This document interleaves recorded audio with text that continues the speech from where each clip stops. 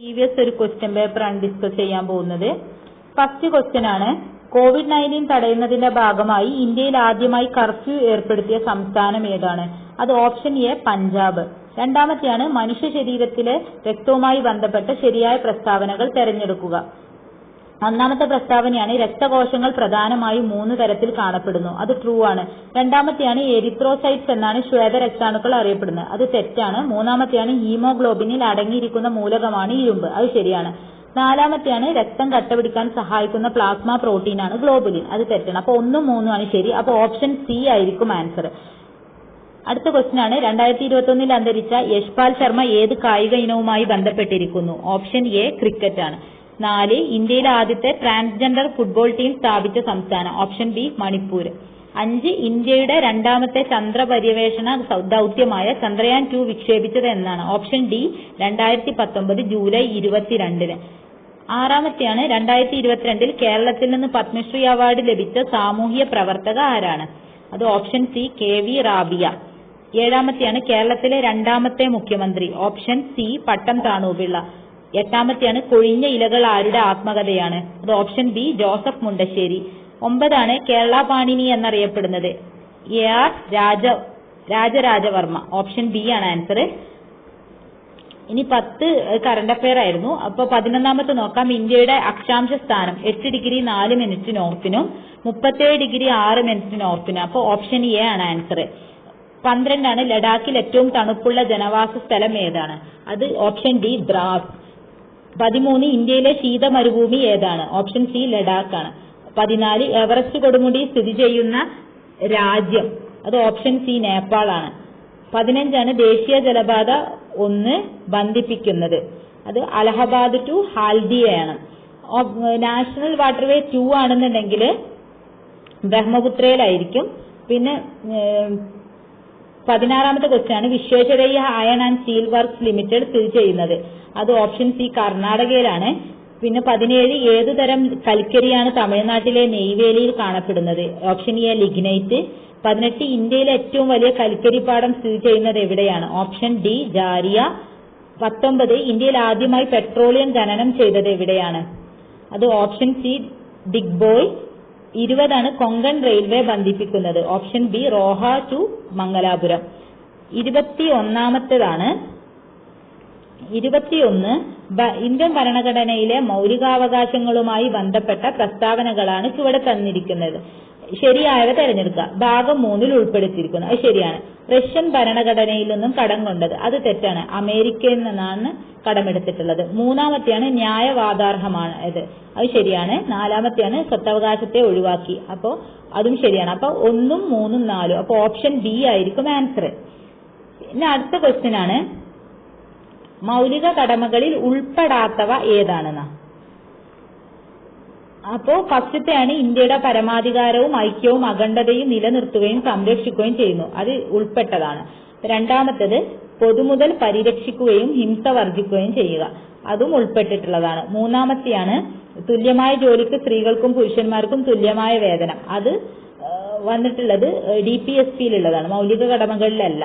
അപ്പോൾ അതാണ് ഉൾപ്പെടാത്ത ഒന്ന്. പിന്നെ 4ാമത്തെ പ്രസ്താവനയാണ്, അന്താരാഷ്ട്ര സമാധാനവും സുരക്ഷിതത്വവും ഉറപ്പുവരുത്തുക? അതും ഉൾപ്പെടാത്തവയാണ്. അപ്പോ 3ഉം 4ഉം ആയിരിക്കും ഇതിൽ ഉൾപ്പെടാത്തവ. അപ്പൊ ആൻസർ വരുന്നത് ഓപ്ഷൻ ഡി ആയിരിക്കും. പിന്നെ അടുത്ത ക്വസ്റ്റ്യൻ ആണ്, ശരിയായ പ്രസ്താവന ഏത്? ബങ്കിം ചന്ദ്ര ചാറ്റർജി മറാഠി ഭാഷയിൽ രചിച്ച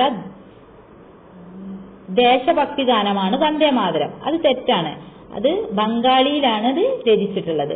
പിന്നെ ബി എന്ന് പറയുന്നത്, ശങ്കരാഭരണ രാഗത്തിലാണ് വന്ദേമാതരം ചിട്ടപ്പെടുത്തിയിരിക്കുന്നത്? അതും തെറ്റാണ്. അടുത്ത സി ആണ്, ജാദുനാഥ് ഭട്ടാചാര്യയാണ് വന്ദേമാതരത്തിന് സംഗീത സംവിധാനം നിർവഹിച്ചിരിക്കുന്നത്? അത് ശരിയാണ്. അപ്പൊ ഓപ്ഷൻ സി ആയിരിക്കും ആൻസർ. അടുത്ത ക്വസ്റ്റ്യൻ ആണ്, വിദ്യാഭ്യാസത്തിനുള്ള അവകാശവുമായി ബന്ധപ്പെട്ട പ്രസ്താവനകളിൽ ശരിയല്ലാത്തവ കണ്ടെത്തുക? അതില് 76ാം ഭരണഘടനാ ഭേദഗതിയിലൂടെ മൗലികാവകാശങ്ങളിൽ ഉൾപ്പെടുത്തി? അത് തെറ്റാണ്. അപ്പൊ അത് 86ാം ഭരണഘടനാ ഭേദഗതിയിലൂടെയാണ്. രണ്ടാമത്തെയാണ്, ഇന്ത്യൻ ഭരണഘടനയിലൂടെ വകുപ്പ് 21A ഉൾപ്പെടുത്തി? അത് ശരിയാണ്. മൂന്നാമത്തെയാണ് 6 വയസ്സ് മുതൽ 14 വയസ്സ് വരെ നിർബന്ധവും സൗജന്യവുമായ വിദ്യാഭ്യാസം. അതും ശരിയാണ്. അപ്പോൾ ഒന്നാമത്തെ പ്രസ്താവന മാത്രമാണ് തെറ്റുള്ളത്. അപ്പോൾ ഓപ്ഷൻ സി 1 മാത്രം എന്നതാണ് ഇതിന്റെ ആൻസർ വരുന്നത്. പിന്നെ അടുത്ത 25-ാമത്തെയാണ് ദേശീയ മനുഷ്യാവകാശ കമ്മീഷനുമായി ബന്ധപ്പെട്ട പ്രസ്താവനകൾ ഏവ. അത് 1993 ഒക്ടോബർ 12 നിലവിൽ വന്നു. അതും ശരിയായിട്ടുള്ള പ്രസ്താവനയാണ്. അടുത്തതാണ് അധ്യക്ഷൻ ഹൈക്കോടതി മുൻ ചീഫ് ജസ്റ്റിസ് ആയിരിക്കണം. അപ്പൊ ചീഫ് ജസ്റ്റിസ് മാത്രമല്ല വരിക, ജഡ്ജിക്കും ആവാൻ പറ്റും. പിന്നെ അടുത്തതാണ് ചെയർമാനെ നിയമിക്കുന്നത് ഇന്ത്യൻ പ്രസിഡന്റ് ആണ്. അപ്പൊ അതും ശരിയാണ്. അപ്പൊ 1ഉം 3ഉം ആണ് ഇതിൽ ശരിയായിട്ടുള്ളത്. അപ്പോ ഓപ്ഷൻ ബി ആയിരിക്കും ആൻസർ. അടുത്തതാണ് ഇന്ത്യൻ ദേശീയ പതാകയുമായി ബന്ധപ്പെട്ട പ്രസ്താവനകളിൽ ശരിയായവ ഏത്? തിരശ്ചീനമായി മുകളിൽ കുങ്കുമ നിറം, നടുക്ക് വെള്ള നിറം, താഴെ പച്ച നിറം. അത് ട്രൂ ആണ്. അടുത്തതാണ് 2002 ഇന്ത്യൻ പതാക നിയമത്തിൽ 3 ഭാഗങ്ങളുണ്ട്. അതും ശരിയാണ്. അടുത്തതാണ് നീളവും വീതിയും തമ്മിലുള്ള അനുപാതത്തിൽ ഏറ്റവും ഉയർന്ന അളവ് മില്ലിമീറ്റർ 3600 × 2400 ആണ്. അപ്പൊ അത് 6300 × 4200 ആണ്. അപ്പൊ അത് തെറ്റാണ്. അപ്പൊ 4-മത്തെയാണ് ഖാദി വികസന ഗ്രാമീണ വ്യവസായ കാര്യാന്വേഷണ സമിതിയാണ് നിർമ്മാണശാലകൾക്ക് അനുമതി നൽകുന്നത്. അതും ശരിയാണ്. അപ്പൊ 1ഉം 2ഉം 4ഉം ആണ് ശരി. അപ്പൊ ഓപ്ഷൻ എ ആയിരിക്കും ആൻസർ ഉണ്ടാവുക. പിന്നെ അടുത്തതാണ് ദേശീയ ഗാനവുമായി ബന്ധപ്പെട്ട പ്രസ്താവനകളിൽ ശരിയല്ലാത്തവ ഏത്? 1-മത്തെയാണ് ഭാഗ്യവിധാത എന്നതായിരുന്നു ആദ്യ നാമം. അത് ശരിയാണ്. അടുത്തതാണ് ആദ്യമായി ആലപിച്ചത് സരളാദേവി ചൗധറാണിയാണ്. അതും ശരിയാണ്. അടുത്ത പ്രസ്താവനയാണ് 26 ജാനുവരി 1950 ജനഗണമനയെ ദേശീയ ഗാനമായി അംഗീകരിച്ചത്. അത് ജാനുവരി 24 അപ്പൊ അത് ഫോൾസ് ആണ്. 4-മത്തെയാണ് മദൻ മോഹൻ മാളവ്യയുടെ അധ്യക്ഷതയിലുള്ള INC സമ്മേളനത്തിലാണ് ആദ്യമായി ആലപിക്കപ്പെട്ടത്. അതും തെറ്റാണ്. അപ്പൊ 3ഉം 4ഉം ആണ് തെറ്റ്. അപ്പൊ ഓപ്ഷൻ ഡി ആയിരിക്കും ആൻസർ. അടുത്തതാണ് 28-ാമത് കേന്ദ്ര വിവരാവകാശ കമ്മീഷനിൽ മുഖ്യ വിവരാവകാശ കമ്മീഷണർമാരായ 2 വനിതകൾ ആരെല്ലാം? അത് ഓപ്ഷൻ എ സുഷമ സിംഗും ദീപക് സന്ധു. 29 ശരിയായ ജോഡി ഏതാണ്? MKSS. അത് വിവരാവകാശത്തിന് വേണ്ടിയിട്ടുള്ള പ്രസ്ഥാനമാണ്, രാജസ്ഥാൻ ബേസ്ഡ് ആയിട്ടുള്ളത്. അത് ശരിയാണ്. സ്വത്തവകാശം നിയമപരമായ അവകാശമാണ് ഇപ്പോ. അതും ശരിയാണ്. ബഹുമതികൾ റദ്ദാക്കൽ മൗലികാവകാശമാണ്. ആർട്ടിക്കിൾ 18 പറയുന്നത്. ഇനി 4-മത്തെയാണ് ഇന്ത്യൻ ഭരണഘടനയുടെ ഭാഗം 4A മൗലിക ഘടകങ്ങൾ. അതും ശരിയാണ്. അപ്പൊ 4ഉം ശരിയാണ്. അപ്പൊ എല്ലാം ശരിയാണെന്നുള്ള ഓപ്ഷൻ സി ആണ് ആൻസർ.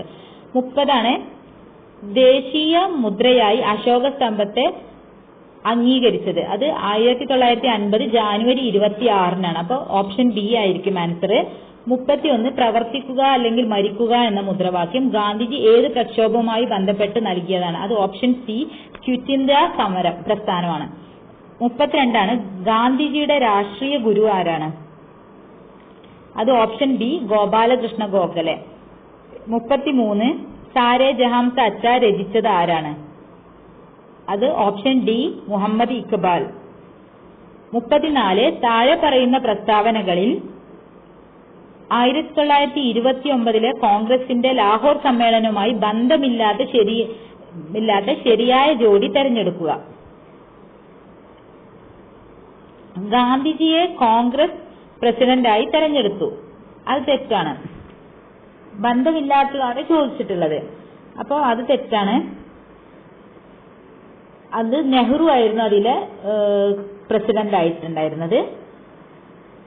പിന്നെ 1930 ജാനുവരി 26 സ്വാതന്ത്ര്യ ദിനമായി രാജ്യമെമ്പാടും കൊണ്ടാടാൻ തീരുമാനിച്ചു. അത് ട്രൂ ആണ്. പിന്നെ കോൺഗ്രസിന്റെ അന്തിമ ലക്ഷ്യം പൂർണ്ണ സ്വരാജ് ആണെന്ന് പ്രഖ്യാപിക്കപ്പെട്ടു. അതും ട്രൂ ആണ്. പിന്നെ 4-മത്തെയാണ് നെഹ്റുവിന്റെ നേതൃത്വത്തിൽ ഒരു സിവിൽ നിയമലംഘന പ്രസ്ഥാനം ആരംഭിക്കാൻ തീരുമാനിച്ചു. അതും തെറ്റാണ്. അപ്പൊ 1ഉം 4ഉം ആണ് ഇതില് ബന്ധമില്ലാത്ത ജോഡി. അപ്പോ ആൻസർ ഓപ്ഷൻ ബി ആയിരിക്കും. 35 1922 ചൗരി ചൗര സംഭവത്തെ തുടർന്ന് പിൻവലിച്ച ദേശീയ പ്രക്ഷോഭമാണ് ഓപ്ഷൻ എ നിസ്സഹകരണ പ്രസ്ഥാനം. 36 1928 സർദാർ വല്ലഭായ് പട്ടേൽ ഗുജറാത്തിലെ കർഷകർക്ക് വേണ്ടി സംഘടിപ്പിച്ച സത്യാഗ്രഹമാണ് ഓപ്ഷൻ സി ബർദോളി സത്യാഗ്രഹം. 37 ഹോം റൂൾ പ്രസ്ഥാനവുമായി ബന്ധമുള്ള നേതാക്കളുടെ ശരിയായ ജോഡി തെരഞ്ഞെടുക്കുക.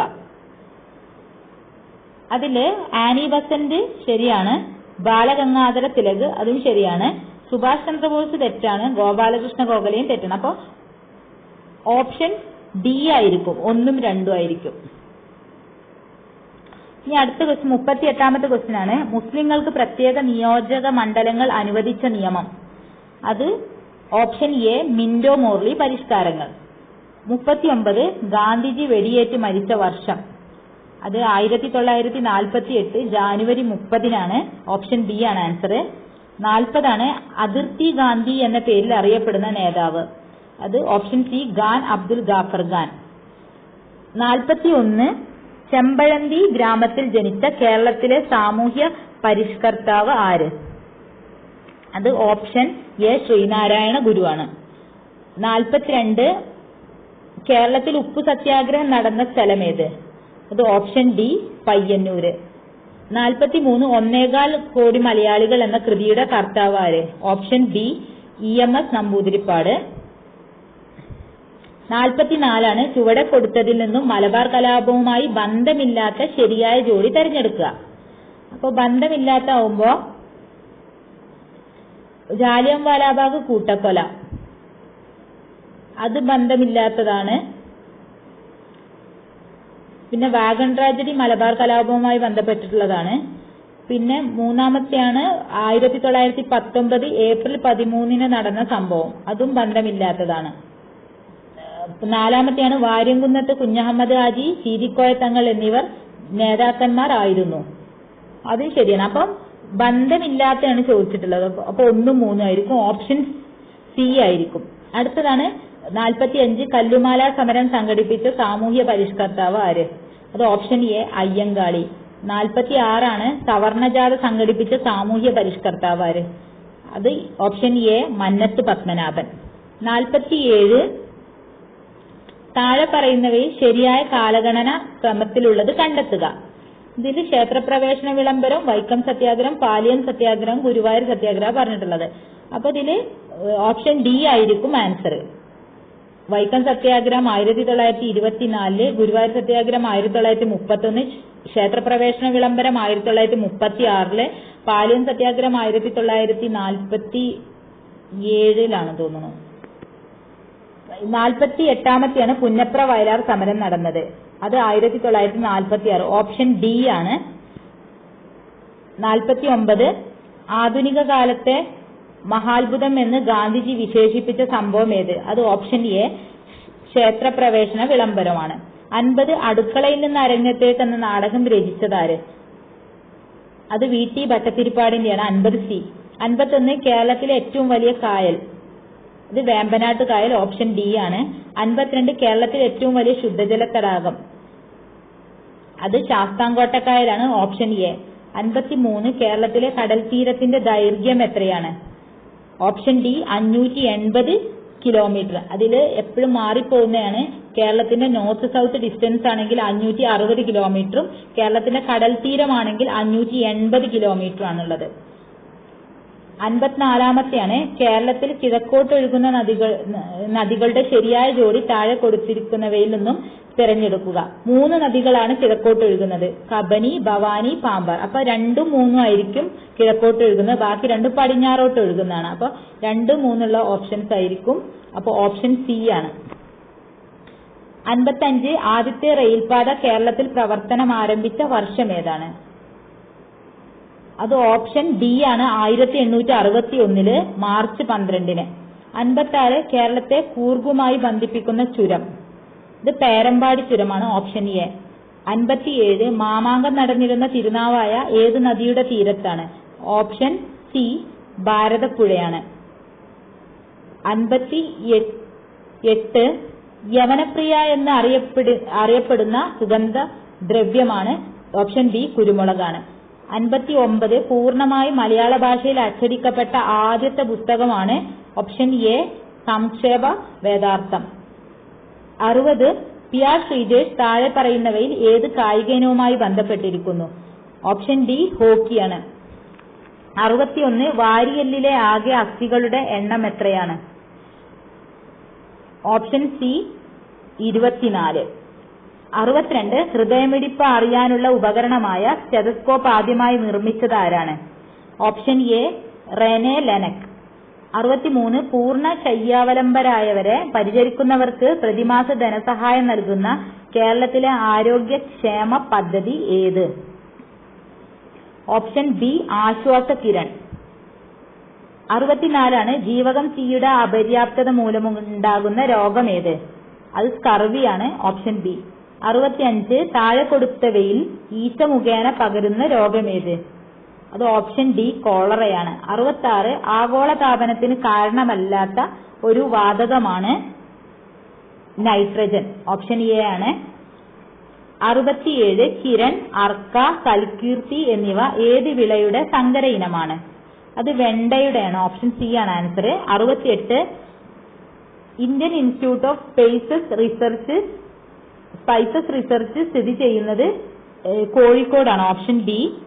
69 പരിസ്ഥിതി പ്രശ്നങ്ങളെ സംബന്ധിച്ച് ശാസ്ത്രീയ പഠനം നടത്തുന്നതിനായി തുടങ്ങിയ centre for science and environment എന്ന പ്രസ്ഥാനം ആരംഭിച്ചത്? ഓപ്ഷൻ ബി അനിൽ അഗർവാൾ ആണ്. 70 സൈലന്റ് വാലിയെ ദേശീയ പാർക്കായി പ്രഖ്യാപിച്ച ഇന്ത്യൻ പ്രധാനമന്ത്രിയാണ്? Option A Indira Gandhi. അത് ഇനാഗുറേറ്റ് ചെയ്തിട്ടുള്ളത് രാജീവ് ഗാന്ധിയാണ്. 71 ഇരുമ്പിന്റെ ധാതു അല്ലാത്തത് ഏത്? അത് ഓപ്ഷൻ എ ബോക്സൈറ്റ് ആണ്. ബോക്സൈറ്റ് അലൂമിനിയത്തിന്റെയാണ്. 72 താഴെ തന്നിരിക്കുന്ന പ്രസ്താവനകളിൽ ശരിയായത് ഏത് അല്ലെങ്കിൽ ഏതെല്ലാമാണ്? ദിത്തിയോണൽ ആന്റിസെപ്റ്റിക് ആണ്. അത് ശരിയാണ്. സെക്യുനാൽ ആന്റിസെപ്റ്റിക് ആണ്. അത് തെറ്റാണ്. ഫീനോൾ ഡിസിൻഫെക്റ്റന്റ് ആണ്. അതും ശരിയാണ്. അപ്പോൾ 1, 3 ആണ് ശരി. ഓപ്ഷൻ സി ആണ് ആൻസർ. 73 ഒരു ഓർബിറ്റിൽ ഉൾക്കൊള്ളാവുന്ന പരമാവധി ഇലക്ട്രോണിന്റെ എണ്ണം എത്രയാണ്? അത് 2n² എന്നുള്ള അത് വെച്ചിട്ടാണ് കണ്ടെത്തല്. അപ്പോൾ ഓപ്ഷൻ ബി ആണ് ആൻസർ. 74 ആധുനിക ആവർത്തന പട്ടികയുമായി ബന്ധപ്പെട്ട് ശരിയല്ലാത്തത് ഏത് അല്ലെങ്കിൽ ഏതെല്ലാമാണ്?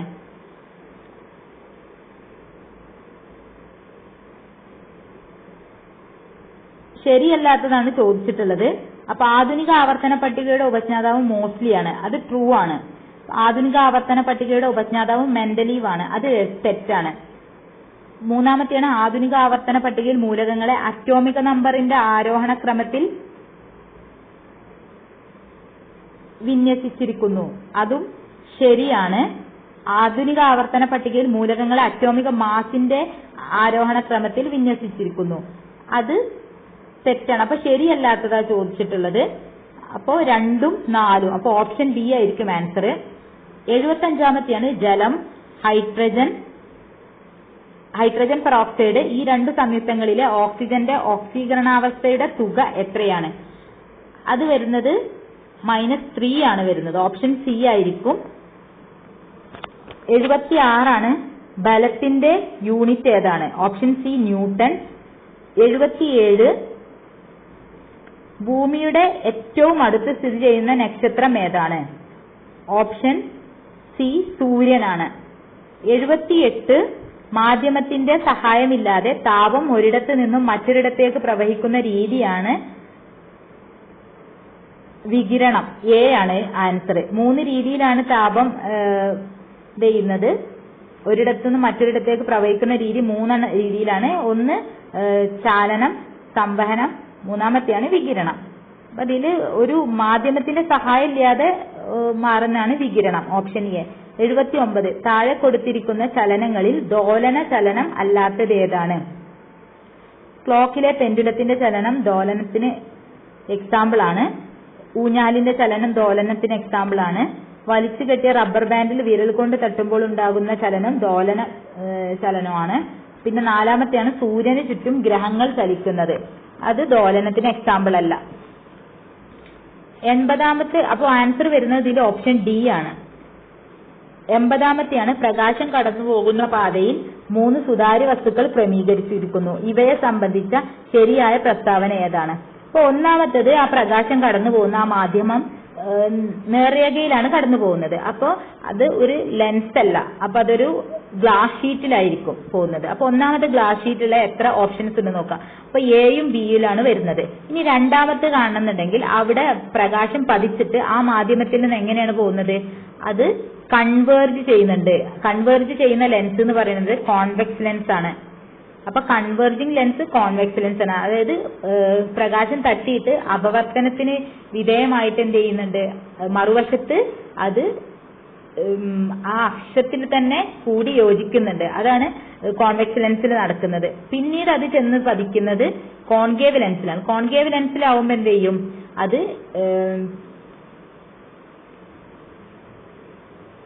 കോൺകേവ് ലെൻസിലാണെങ്കിൽ അത് അക്ഷത്തിൽ നിന്നും തെന്നി നീങ്ങുന്നതായിട്ടാണ് നമുക്ക് മനസ്സിലാക്കാം. അപ്പൊ രണ്ടാമത്തെ ഓപ്ഷൻ ആയിരിക്കും ഇതിന്റെ ആൻസർ.